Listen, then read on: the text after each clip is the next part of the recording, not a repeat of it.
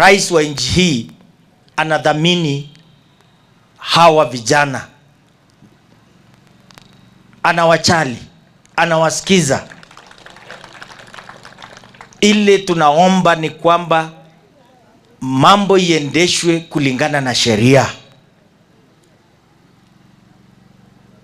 isije ikatumika ikawa kitu kingine. Ni vizuri kuweka maneno waziwazi, toeni hii, toeni ile, toa hii, usiweke hiyo. Rais anajali watu licha kwamba alipata uchumi ikiwa imesoroteka. Tumbe eko Mheshimiwa Rais kwa sababu halali, kwa sababu ya vijana, halali kwa sababu ya taifa, na watu wanajua hivyo wazi. Ndio maana rais anasikiza haya maneno.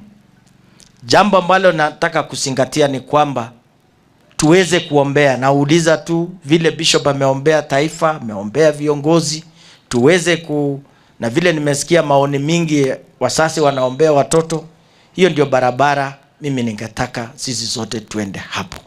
Tuende kwa kuungana, tuende kwa kusikiza maoni ya hawa vijana, na pia tuwaruhusu wabunge wafanye kazi yao. Sisi ndio tuliwaelect hawa wabunge.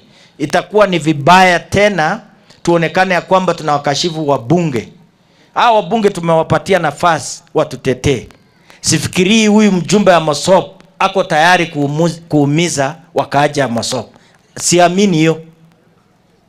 Lakini pia lazima mjumbe wa Mosop atutafutie uwezo kutoka Nairobi ifika hapa Soimining. Rais anasema tujihusishe na maneno ambaye inafaa. Mimi natoa mwito, zizi wote tuwe watulifu ndani ya sheria. Haiwezi kuwa na serikali ambaye kuna watu wanafurahia wakiona watu wakiwa maandamano. Unaona mtu wako kwenye mtandao, Sasa imetirika wasi kwamba rais atashughulikia taifa, na sisi wote tumuombee Mungu vile nyinyi mnataka maombi yenu pia iweze kusikika kwa Mwenyezi Mungu, na hiyo itawezekana kwa mapenzi ya Mungu.